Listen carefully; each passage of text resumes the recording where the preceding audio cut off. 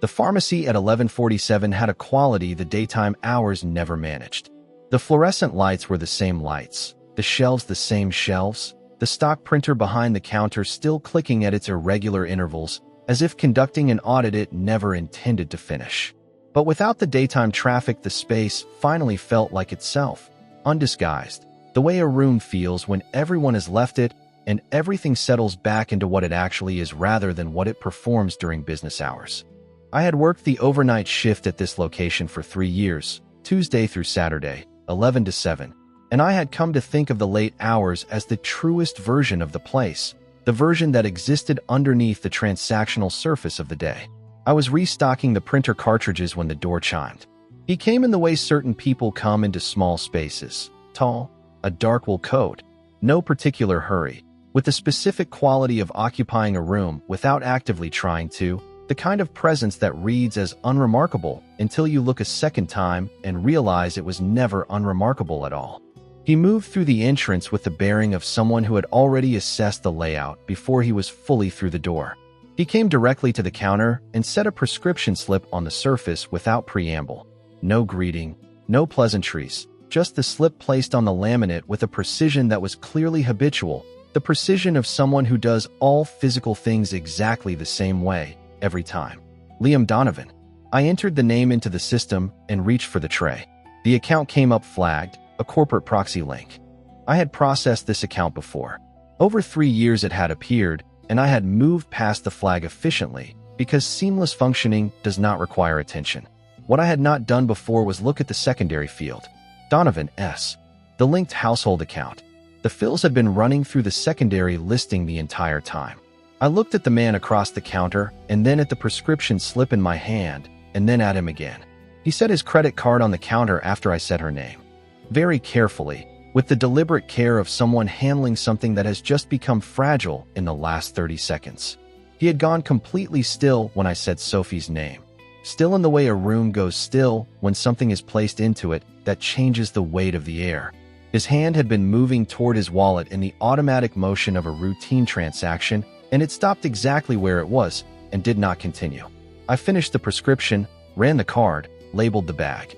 When I handed it across the counter, he took it without looking at it. He looked at me instead, briefly, not studying me, just looking, the way you look when you are trying to locate the exact position of something you were not prepared to find in the room. Then he left. The door chimed once on the way out. I stood behind the counter and thought about the secondary account and about Sophie. I thought about it for most of the next day.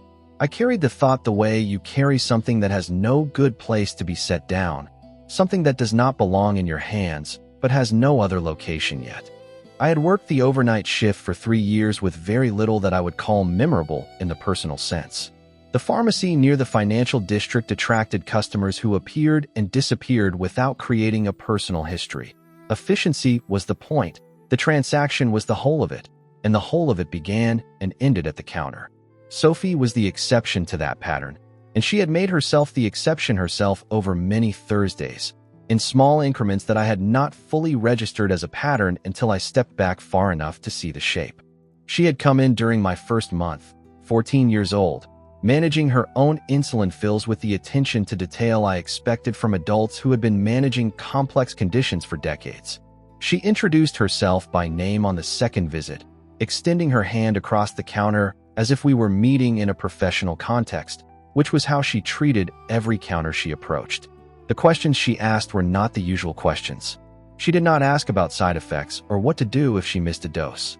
She asked about mechanism, why one insulin formulation affected absorption rates differently from another, what the pharmacokinetic profile looked like for her specific formulation, and how it compared to what she had been on before, whether the cold storage requirements indicated anything about the molecule's stability at body temperature. I told her what I knew, and when I did not know something, I said so.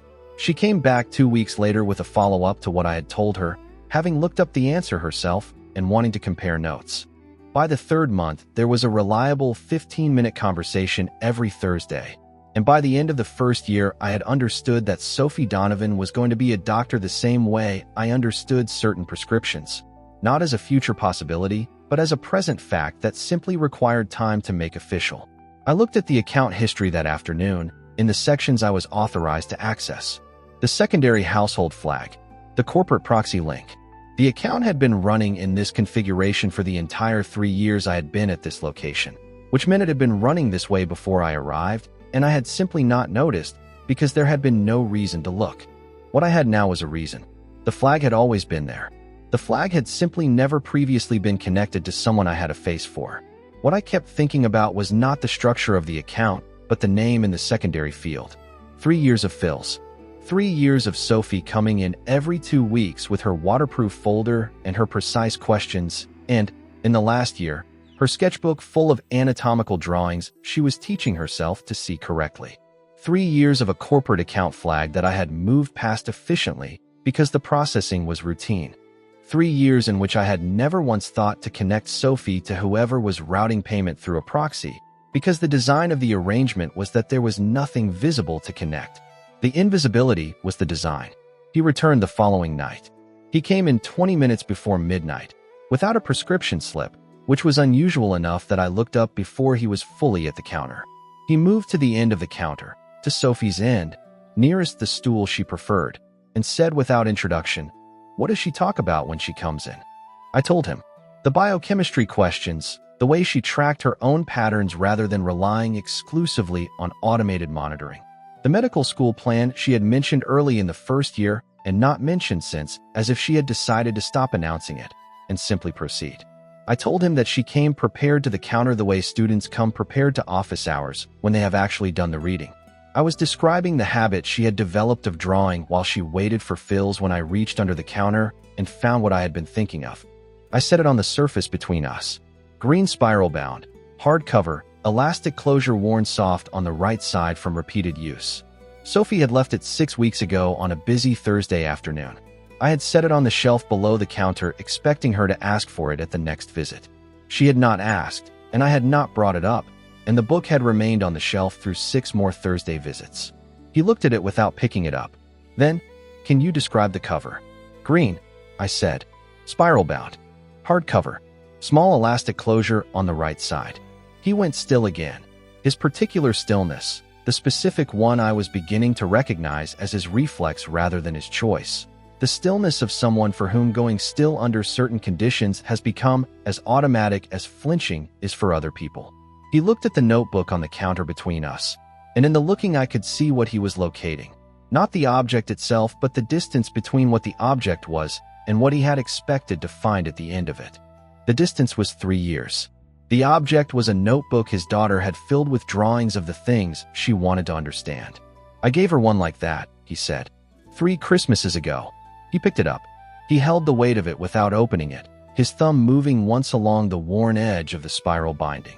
The elastic had softened in the specific way that things soften when they have been used the same way by the same hand long enough that the use becomes part of the material. He held it for perhaps 30 seconds. Then he set it back on the counter in exactly the space it had been in and looked at me directly. "Keep it safe," he said. "I was already keeping it safe," I said. He nodded.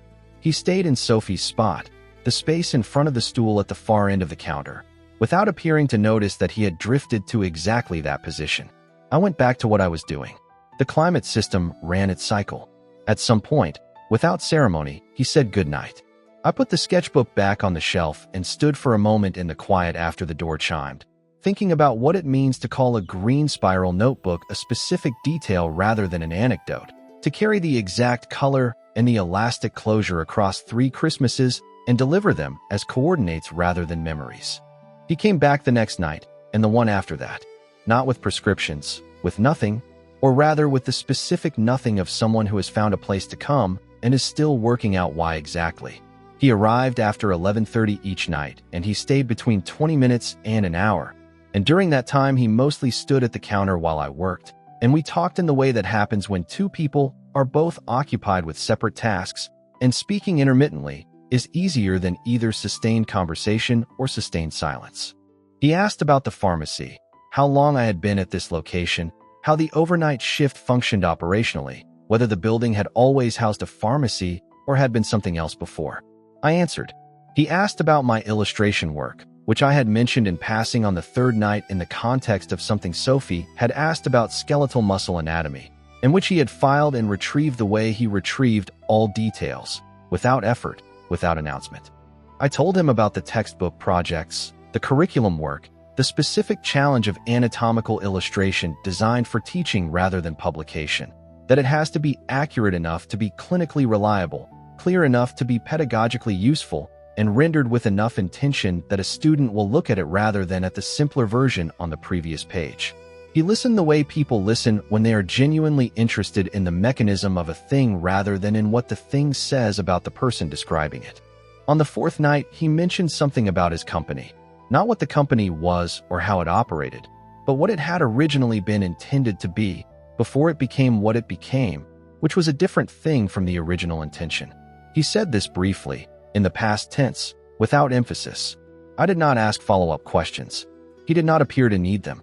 The thing I noticed, and I noticed it specifically because it was not something I had expected to notice, was where he stood each night. From the first night he returned without a prescription, he positioned himself at Sophie's end of the counter, in front of the stool, in the space she occupied every Thursday afternoon. He did not use the stool. He stood at the counter at the angle the counter invited, in exactly the position that had been occupied every 2 weeks for 3 years by someone he had not spoken to in 3 years. I did not think he was aware of it. The positioning had the quality of something done by reflex rather than intention, the quality of a route taken without looking because the body remembers the route even when the mind has stopped tracking it. I kept the sketchbook on the shelf below the counter.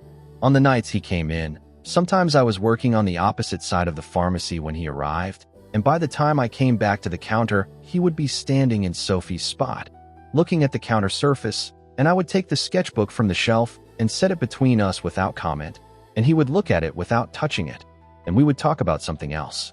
It became its own kind of pattern, the notebook on the counter between us while we discussed other things, Sophie's notebook in a pharmacy, where Sophie came every 2 weeks and Liam Donovan came every night, and neither of them knew the other was doing the same thing. Maintaining the same route, keeping the same steady presence in the same space without knowing that the other was there. The man came in on a Tuesday when I was not expecting a complication. He was compact and precise, entering through the front the way someone enters a space they are cataloging rather than visiting. The gaze moving ahead of the body, systematic, efficient. He came to the counter and introduced himself in a tone calibrated to sound courteous, while signaling that the courtesy was conditional, available exactly as long as it remained tactically useful and not 1 moment longer. He said he represented Mr. Donovan's interests in a professional capacity. He said that certain topics fell outside appropriate parameters for a pharmacy counter interaction. He said my role was prescription processing, and that conversations beyond that scope created professional liability that he was sure I would want to avoid. I held his gaze across the laminate. The pharmacy was quiet, just the two of us and the refrigerant hum and the stock printer ticking its unprompted audit. Sophie Donovan has been coming to this counter every 2 weeks for 3 years, I said. She asks me about the biochemical mechanism of her medications. She shows me her drawings. I keep her prescriptions accurate and her questions answered correctly. That is not his personal family matter. That is mine. Ronan Metz, I would learn his name later, through other sources, looked at me with the specific flatness of someone sorting an object into a file category without actually looking at it. Not dismissing exactly, processing and filing and moving on. He left without escalating. But the visit remained with me the way a current remains in water after the object that disturbed it has passed, still moving in the shape of what had been there. I made a call that afternoon to a pharmacist I had trained with, who had moved into insurance account reconciliation. I described a scenario without names. A personal account closed by legal proxy 3 years ago, a corporate proxy appearing in its place within days, covering the identical prescriptions for a minor with no gap between the closure and the new coverage. She said that in custody and guardianship proceedings, a court order could remove a party's direct financial authorization over a dependent. She said that people sometimes found alternative routing when they cared enough about a specific ongoing expense. She said it was not uncommon in situations involving a minor's continuing medical need, when the restricted party chose not to contest the mechanism directly but wanted to ensure the need was met regardless. I thanked her and sat with what the call had confirmed. The thing I kept returning to was not the existence of the proxy, but the timing of it. The personal account had been legally closed by court order. Within days, Not weeks, not after extended legal consultation. Within days, the corporate proxy had appeared, covering the identical prescriptions without a single day's interruption. 3 years of that proxy functioning without a single gap in Sophie's coverage. 3 years of it maintained without any announcement of its existence to Sophie or anyone connected to her. 3 years of it asking nothing in return for its own maintenance. No leverage, no credit, no acknowledgement requested or expected. Just the coverage, every 2 weeks, seamlessly, for 3 years. The overnight shift had its own quality of isolation that I had come to depend on without fully naming it. The way the building settles into its own sounds when the transactional density of the day drops away, the city reducing to a muffled background beyond the glass. The particular intimacy of being the only person awake in a space built to serve people who are not there. On certain nights, the isolation had a texture I could almost locate physically. In the specific quality of the overhead light against the floor, in the particular way the refrigerant unit's cycle sounded in an empty pharmacy, in the small sounds of a building at rest that are inaudible during the day, but are the whole sound environment at midnight. I thought about my father that night in the way you think about things you stop thinking about, not deliberately, but surfacing the way objects surface when the water level drops and reveals what was always there under the surface. He had left when I was 12. The departure was not dramatic in any way that made it simpler to understand. There were birthday cards for 3 years after, each arriving on the right day, each in the same handwriting that became slightly more pressured each year, as if the effort of maintaining the gesture was increasing in ways the handwriting was reflecting without intending to. Then the cards had stopped. I had been 15. I remembered spending the months after the last card still oriented in the direction the cards had come from. The way plants orient toward a light source by reflex even after the light source has been removed. Not expecting anything, not hoping in any active sense, just turned that way by the accumulated habit of 3 years of turning that way. The orientation had eventually stopped. I had not noticed the exact moment it stopped. Things that fade do not announce the moment of their absence.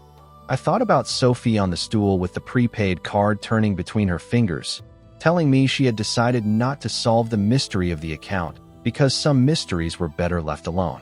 She had said it in the voice of someone who has done the mathematics of a situation and arrived at acceptance as a deliberate strategy rather than a natural conclusion. Someone who has pressed against an absence for long enough that pressing has stopped producing results and has chosen, with some effort and some cost, to stop pressing.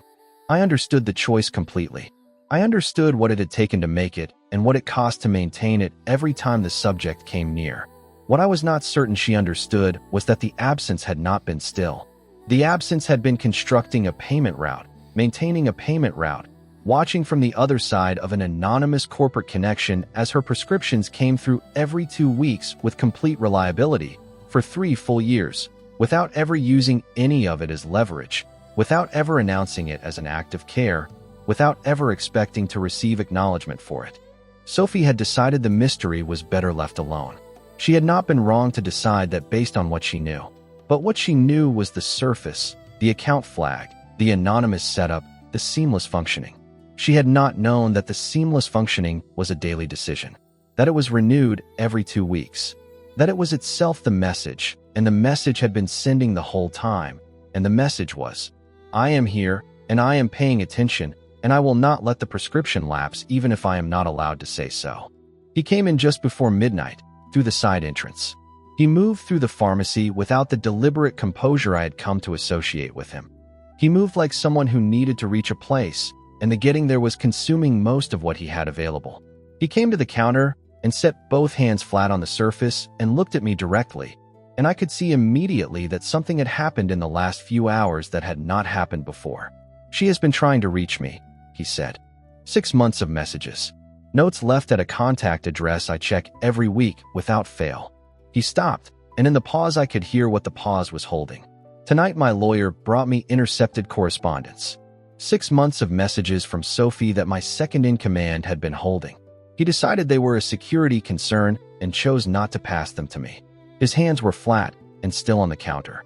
I found out 2 hours ago. I waited. I came here because this is the only place connected to her that he doesn't control. There was nowhere else to go tonight that had any connection to her. He looked at me. Did she ever say anything to you about trying to reach her father?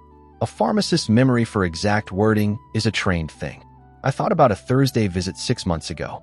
Sophie on the stool, the prepaid card in her fingers, looking at the card rather than at me when she said, "I know someone set up the account. I know it wasn't my mom. I've sent some things to a contact address I found in some old paperwork. I don't know if they go anywhere. I sometimes wonder if whoever is on the other side is also thinking about me. Not just the prescription. Me." She had set the card on the counter briefly and picked it up and left on the regular schedule. I had thought she was speaking in the abstract. I understood now that it had been specific all along. She had known, or had known enough, and she had been sending things toward whoever was on the other side of the proxy, not knowing whether they arrived. They had been arriving at an address and being held there by someone who had decided his security assessment outweighed the question of whether a 16-year-old's messages to her father were worth delivering. I told him exactly what she had said, word for word. I told him the date of the visit, which I remembered because we had been close to a stocktake and I had been counting inventory while she talked. Then I told him about the contact address she had mentioned finding in old paperwork. He set his car keys on the counter. Very carefully, he looked at the floor of the pharmacy for a long time in the particular silence of someone who is present in the room and simultaneously somewhere the room cannot reach. Then he looked up and said thank you in a way that had no management in it, no inflection designed to produce a particular response. He said it the way you say something when you mean only what you are saying. The door chimed at 12:22. Sophie came in wearing the gray coat and the expression she carried on early visits, slightly apologetic, slightly embarrassed about the apology, already formulating the explanation. Her levels had been reading low for the past 2 days. Her monitor was showing she was running through reserves faster than the model predicted. She knew she was not due for another 4 days, but she needed to come early. She started to say the beginning of this toward me and stopped. Liam Donovan was at the far end of the vitamin aisle. He had moved there when the chime went, without hurry, without visible decision, simply repositioning himself to where he now was. The way someone moves when they understand that a space will need room and they should not be standing in the middle of it. He stood in the white-blue light of the overhead fluorescence in his dark coat, and Sophie saw him from the entrance mat and stopped mid-sentence. Neither of them moved. The lights hummed. The printer ticked behind me. The refrigerant unit ran a few seconds of its cycle and stopped. It was probably 8 seconds. It contained more than 8 seconds worth of what was in it. 3 years of what had not been said. 3 years of messages sent and intercepted and held and never delivered. 3 years of Sophie on a stool asking questions about mechanism while someone stood at the counter every night for a week and looked at the notebook she had left on the shelf.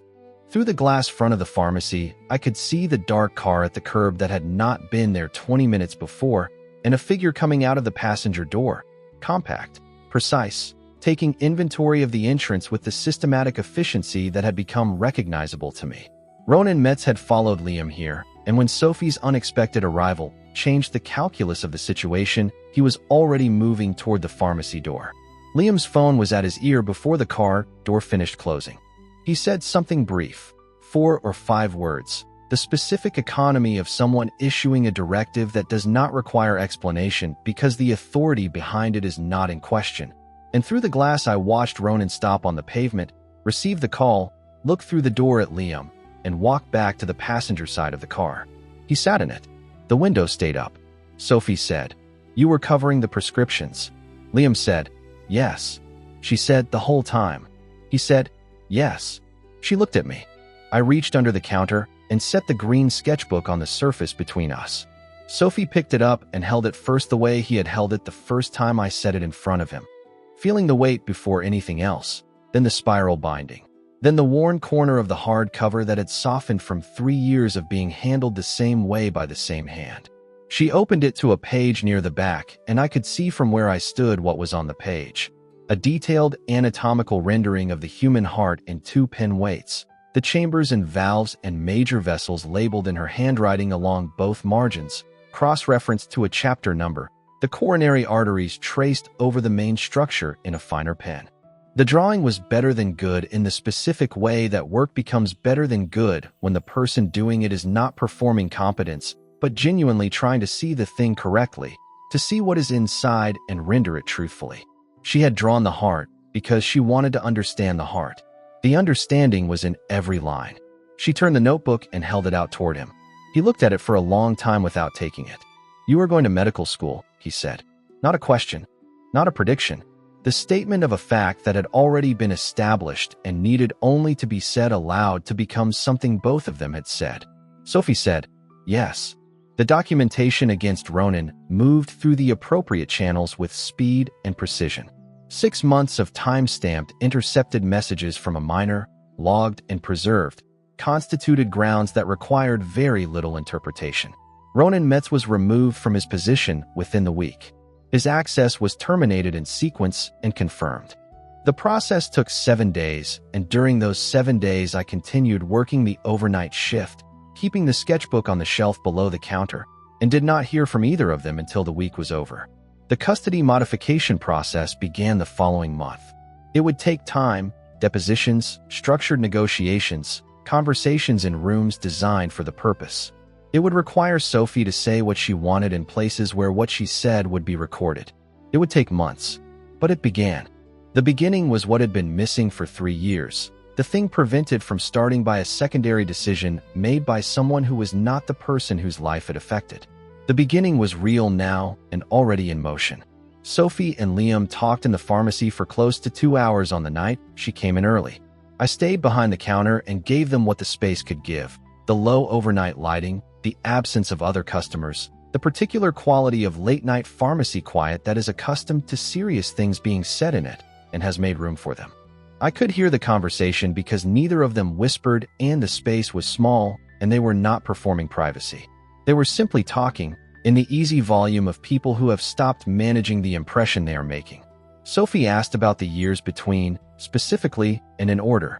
She asked about the account, exactly when he had established it, how the routing had been structured, what would have happened to her prescriptions if the proxy had failed at any point during the 3 years it had been running. He answered each question with exactly the information it asked for. He did not add context she had not requested. He did not explain his choices toward a favorable interpretation. He answered what she asked and waited for the next question. Sophie asked about the notebook. She asked whether the green had been deliberate. He said it was. She sat with that for a moment and moved to the next question. She asked about the contact address she had been sending things to, and when Ronan had begun intercepting them, and what Liam had done in the 2 hours between finding out and arriving at the pharmacy. He said he had driven for an hour and then come here because here was the only place connected to her that was accessible tonight. Sophie sat with that too. In the second hour, the conversation shifted register, not with a visible seam, but the way a current changes when it enters different water. It moved from accounting to something with less precise vocabulary, but more specific weight. It was not resolution. 2 hours at midnight cannot resolve 3 years. Both of them knew this. What it was, more accurately, was orientation, both of them establishing the same direction and beginning to move in it. Sophie came in the following Thursday, her regular visit.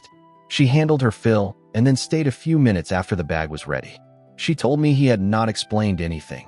He had only answered what she asked, and answering was for her rather than for him, and she noticed the difference. She said she had asked him to bring the sketchbook back to me. She wanted me to have it.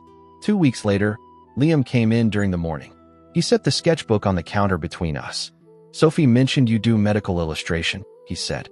"Freelance, anatomy, textbook reference material, educational curriculum. The kind of illustration designed to be accurate enough to be clinically reliable and clear enough to be pedagogically useful. I am establishing a foundation. Medical education focus, illustrated curriculum for programs that cannot access proprietary reference materials at market rates. High-quality anatomical illustration distributed at cost rather than at what the market charges. The programs most in need of these materials are the ones most priced out of them." A brief pause.